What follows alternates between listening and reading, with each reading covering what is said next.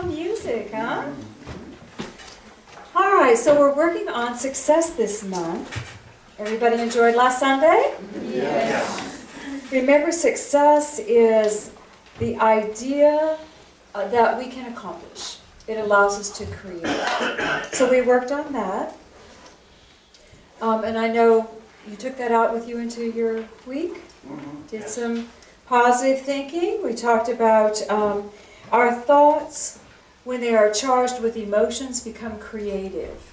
We spoke about how sometimes we will charge thoughts that take us in a direction to create something we really don't want to experience.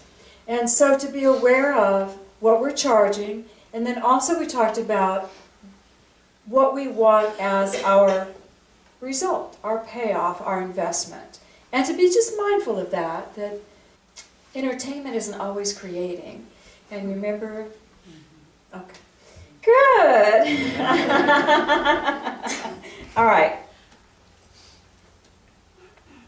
Everybody take a breath. I wanted to start just by sharing with you guys an experience that I had about 3 weeks ago. Chris Andrews works at a school where it is an esthetician school. And she invited me she's the director, and she invited me to come and be the speaker at a graduation they were having in December. And there were about 10 girls graduating, so it was not an extremely large class. And of course, I thought that would be fun to do. So Patrick and I went, and I had gotten, what I was to say to the girls. And so we were waiting. People started coming in and coming in and coming in, and they were putting more chairs out, and the place is packed. And I became acutely aware that there were more men than women there. Fathers, dads, brothers. The place was full, but it was predominantly male.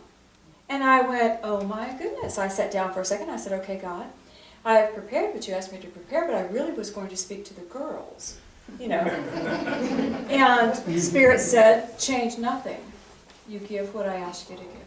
And I said, okay. So Chris gave me this beautiful introduction. It was so fabulous. I couldn't wait to see what I was going to say. It was awesome. And so I got up and I started talking, thanked them. And I was excited because, when you go to those schools, you're changing your life.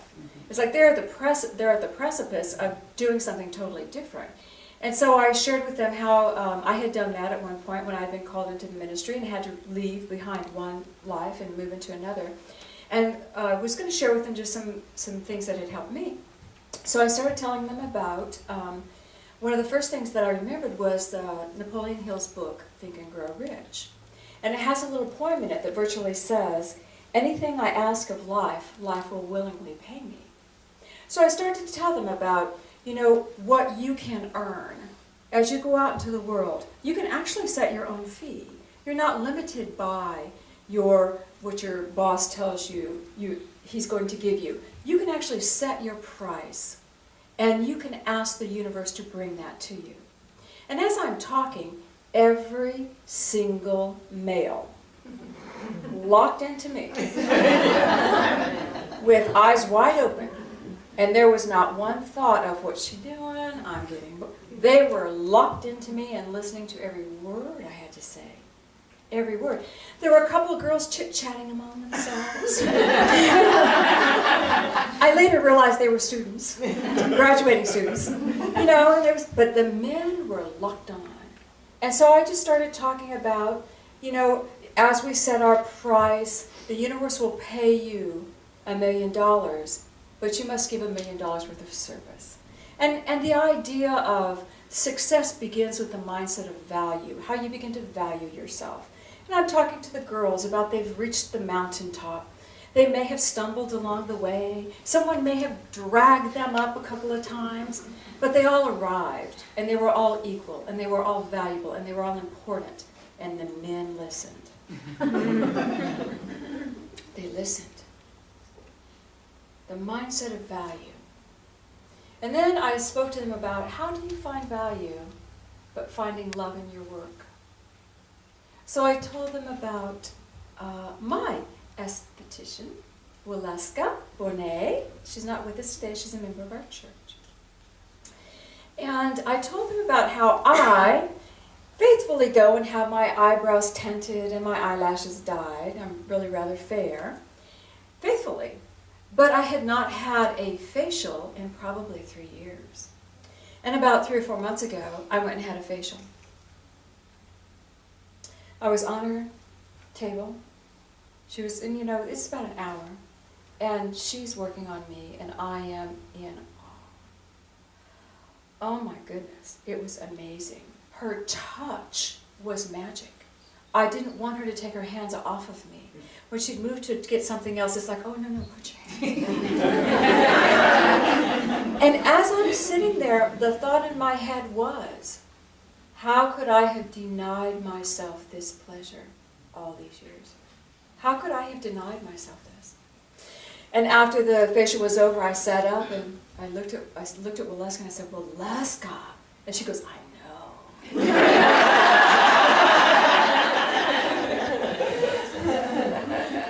And when I said that in my little speech to the girls, there was laughter, and it was all female. It was a chorus of spontaneous female laughter. The men didn't laugh, but the women did. And I don't know that the men stopped listening, but somewhere in the story, the women started listening. Do you see? It was very interesting for me. And so then I concluded with, the mindset of the first step in success is having a mindset of personal value. And the true measure of success is the mindset of value. It begins there, and you really can't have it without it. So after the talk, the men, we stayed and chatted and had some refreshments. The men came up to me, a lot of them, and they would say, oh, thank you, that was inspirational. Thank you so much. And I do not over-exaggerate. Thank you, very sincere. Thank you for your talk. That was so good. Oh, that was really good, a dad said to me. That was really good. Everyone said that. The men, all the men were just so, thank you. The women came up to me, and the first thing out of their mouths was, bar none, I love your jacket.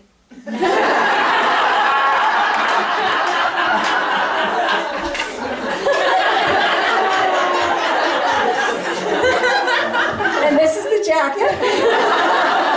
I wear it so you can love it as well. Strawberry Fields, boutique around the corner. And I was very interested.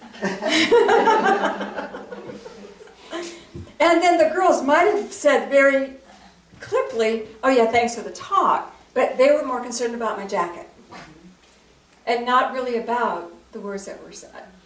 And I came away going, isn't that interesting?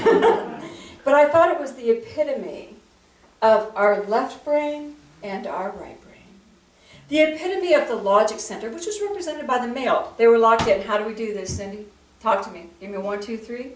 I'm out there. Some of them would agree in the back. The guy that was cooking said, I've known Napoleon Hill since I started my own business, and I've used those affirmations. I use them every single day. Another guy came over. I'm an entrepreneur. I use the positive thinking. I'm so with you on what you were talking about. And everybody was inspired of the male energy.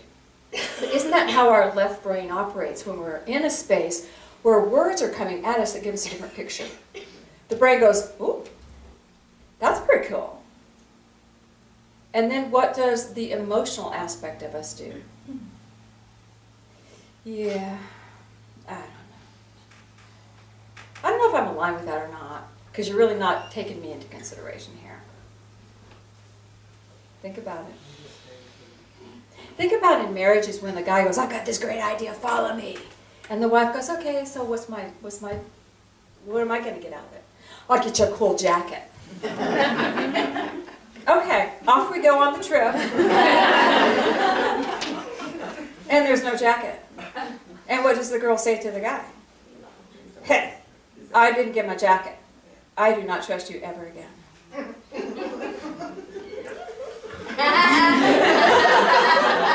This is true. That's true.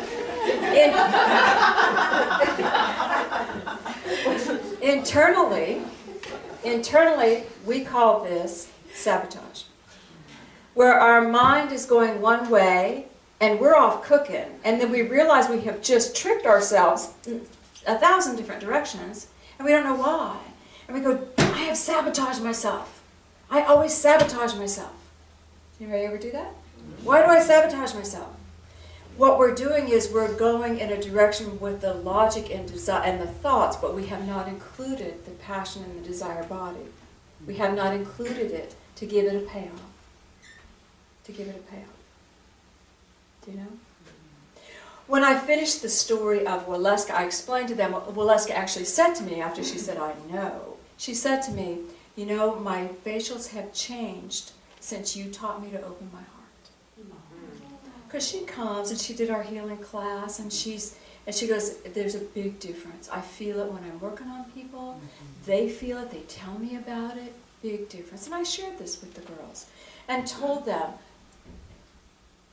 loving what you do creates the value that you give. Loving what you do creates the value. When your brain is off on this great idea, this great tangent, I'm going to go conquer the world. Oh yeah, I'm going to be the first to do that. I'm going to be successful, blah, blah, blah. If you are not loving these ideas, it's really not just the jacket. But if you are not loving what your brain is seeking, that energy within you, that emotional energy within you, stops that brain action dead in its tracks.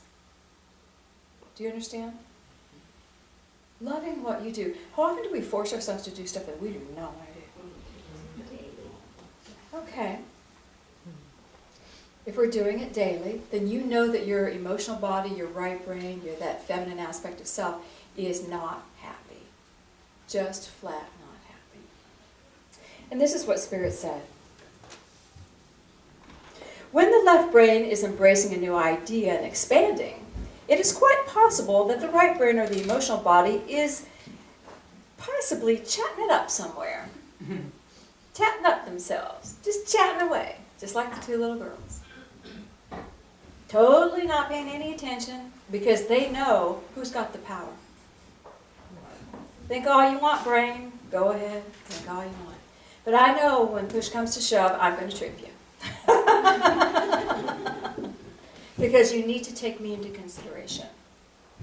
When the right brain or emotional body is not in agreement with logic, there is sabotage. When sabotage occurs often enough, the left brain decides it's unworthy. The left brain finally says, I get it. I get it. That idea must be for everyone else and not for me. Do you hear me? Yeah. And how often have we thought that? Well, that's for everybody else, but not for me. And it's just because we have not been in alignment, our thoughts and our emotional body have not been in alignment so often. We've tripped ourselves up so often that we finally come to the conclusion, and we have evidence to prove it, that we are not worthy to have our desires met. Ready to take a breath?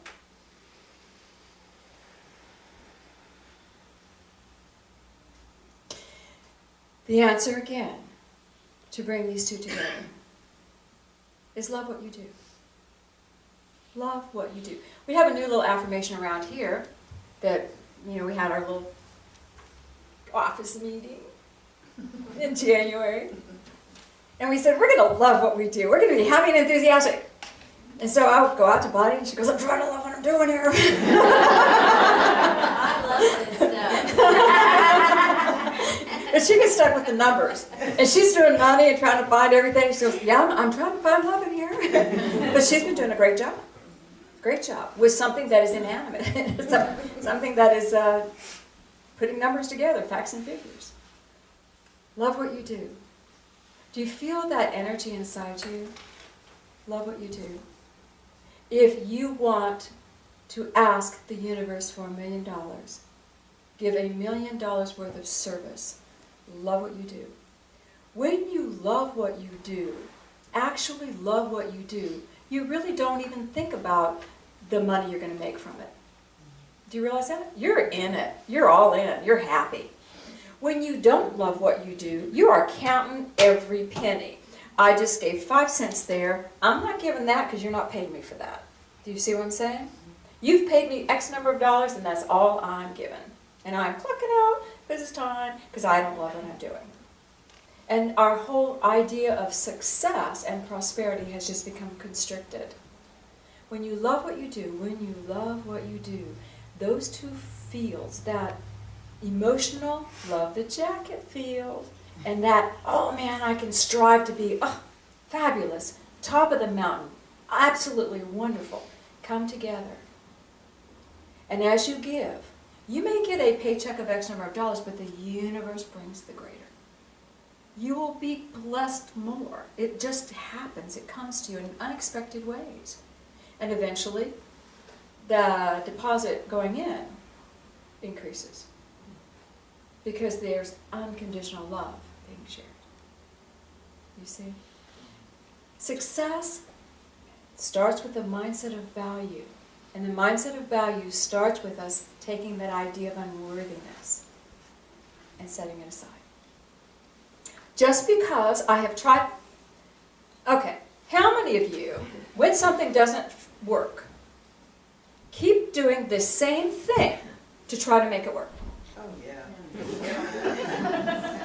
I tried it and tried it and tried it and tried it, and it's still not working. If I feed it harder, It will submit. No. So you know that that has guaranteed you lack of success, and you know that that has guaranteed you a feeling of inadequacy, which will eventually become unworthiness. Just let it go. Try something different. Sing to it. Do something different. I was at a church one time, and I was on their council, and they were having deep financial issues. And I was told by Spirit, I was young, I was such a baby. And, you know, they'll ask me to do anything, I'll do it. I still try to. But I had no idea what, I was meditating, what should I do, what should I do? I was their treasurer. And they said, just put horns on it. Just put horns on it. Oh, okay. I have no idea what that means. So I'm getting ready to go to their meeting, to the board meeting. So I go to the gift shop and I buy some Mickey Mouse horns. Those kind of horns? Yeah. Little Mickey Mouse horns. I go to the meeting. It's my turn to do our little thing. I said, okay, guys, here's our checkbook. Boom. Everybody gets a horn. We're going to blow up the checkbook. And as we blow up the checkbook, we're breaking down any resistance to our prosperity. And we did it. We all sat there, and these are adults. I'm 32. These people are 50, 60, successful business people. And we all blew horns at the checkbook. And it turned around. And I think when we were doing it metaphysically, they knew why. They knew we were breaking down the walls of Jericho, basically. They knew we were breaking down the resistance. It was a symbolic gesture that everybody got on board with.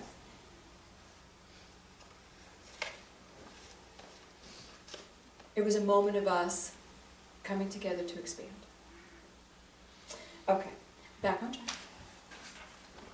When we want to bring our emotional body to that thought body, sometimes it takes focus. Sometimes it takes us focusing to know that we're going in the right direction. And you know, we worked on an affirmation last week. The affirmation was, God, I am abundantly able to succeed in every effort that I truthfully designate. I know you all remembered it, memorized it. Okay. Do you know what an affirmation is? An affirmation is a statement of truth that you do not believe.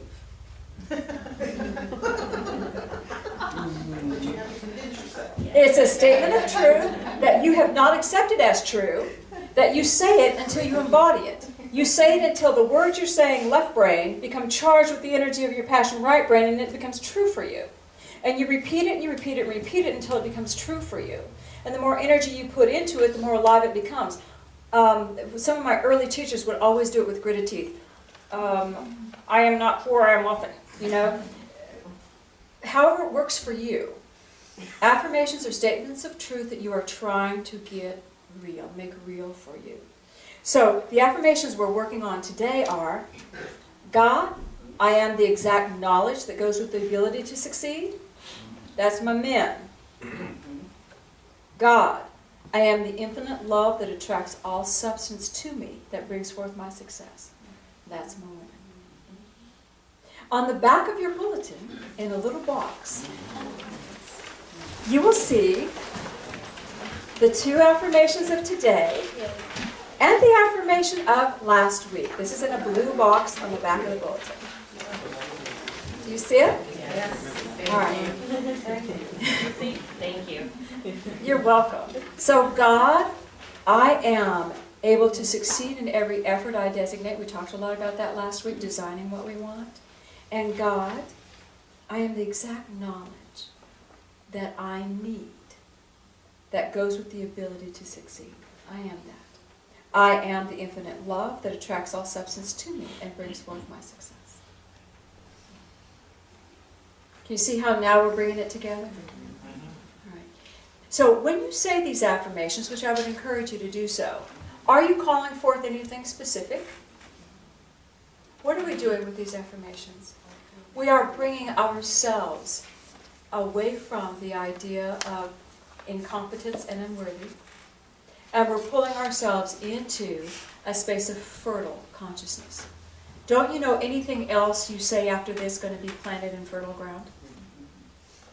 But you have to say this till you feel it. God, I am the love I need. God, I am the knowledge I need. I'm the love I need. God, I am the love I need. God, I am the knowledge I need. And you say it, and you say it till it flows off of you. And then all of a sudden, one day, you'll say, I'm the knowledge and love I need to. And off it goes. You're claiming a direction and a path now. Okay? Nobody is unworthy. Nobody is incapable. Nobody is unworthy. We just have not been in harmony with ourselves. Okay? All right. Do you love your affirmations? Yes. All right. If you'll think with me, I want to give you just a little analogy, maybe for the guys, I don't know. But if you think that the engine of the car is the passion, right brain juice, it's the juice to go. And you think of the navigational system, the wheels, the steering wheel, the navigator, as the plan of where we're going. Think clearly. You cannot accomplish without both. Without your passionate juice, you go nowhere. Without your plan and wheels turning and someone at the wheel, you go nowhere. So that is how important both aspects are. So if you don't remember the affirmations, remember the car. Remember the car. Okay.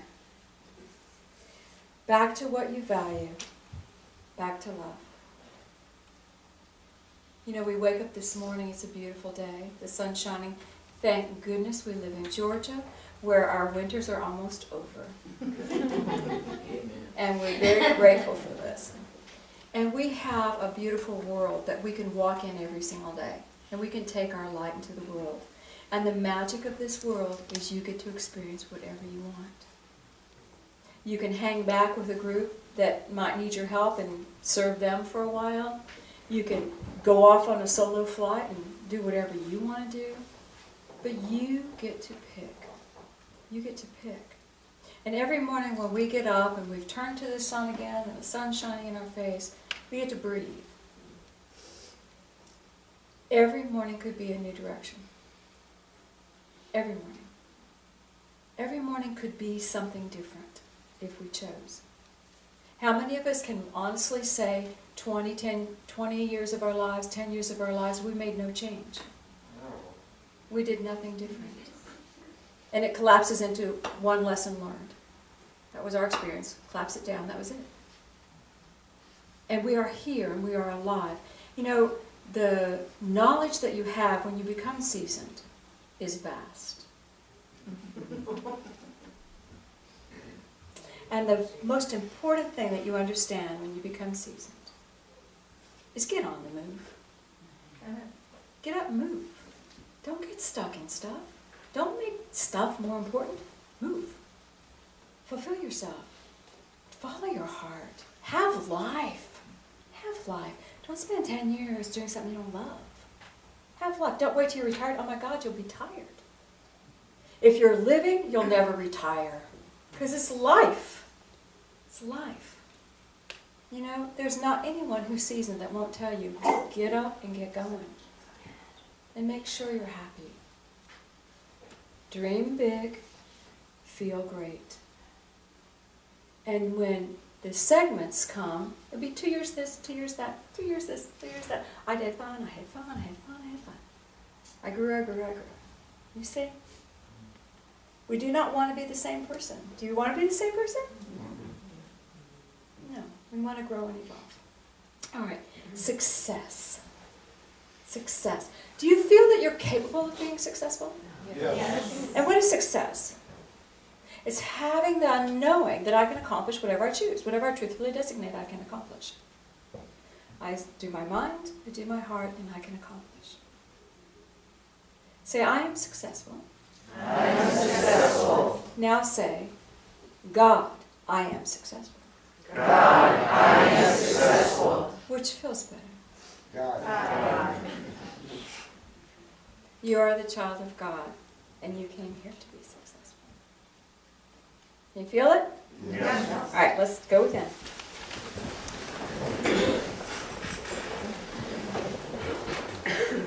Take a breath.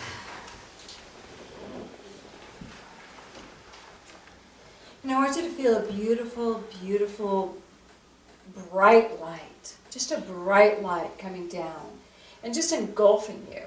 And at your core, it goes in very deep and very bright. Just surrender to it, a beautiful, bright light of God love. Can you feel it? As you feel it, feel the movement in it. Feel as if it represents pure potential. Not the potential you have been able to realize, but the potential of God light through you. The potential of greater than you yet know. I want you to feel the energy of this light. Is there anything in this light that says no? Is there anything in this light that is thwarting or challenging? Feel the light flowing freely to you unconditionally. You can mold it into whatever you choose. It can become a building block of a new creation or a stumbling block. It can become what you want. Feel the light and open your heart. Father, Mother God, let us truly know how deeply loved we are. Let us feel your tender acceptance of all of our creations. And as you feel that, feel the light brighter and feel as if you just want to look up to the greater consciousness of God. The God within me expresses and has expressed through my personality. God, my Father, Mother, is greater. Let yourself breathe and lift up into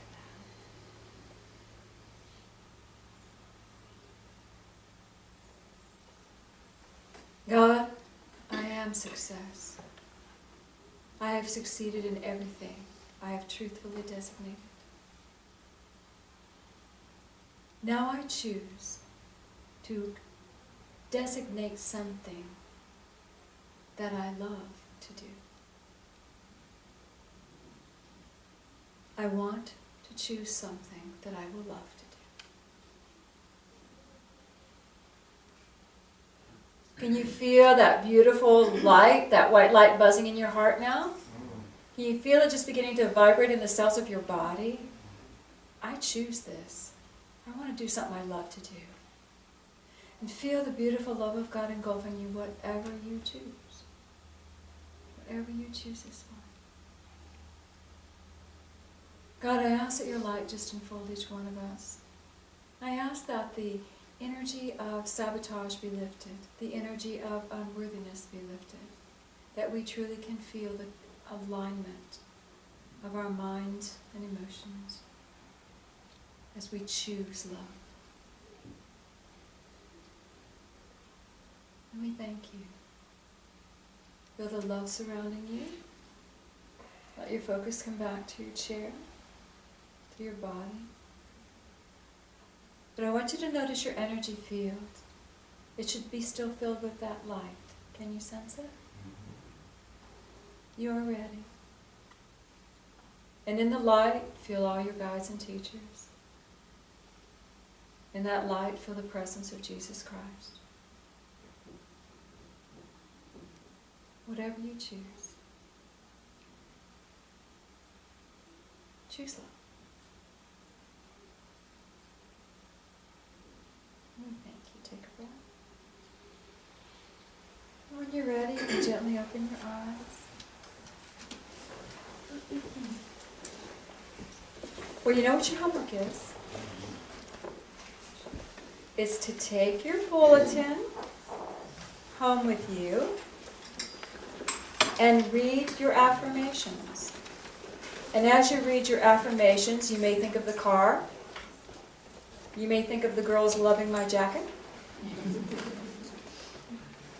Think of bringing your thoughts and your emotions, your heart, into something that you like. Can we do this? Yes. God, I am success. Yes. And so it is.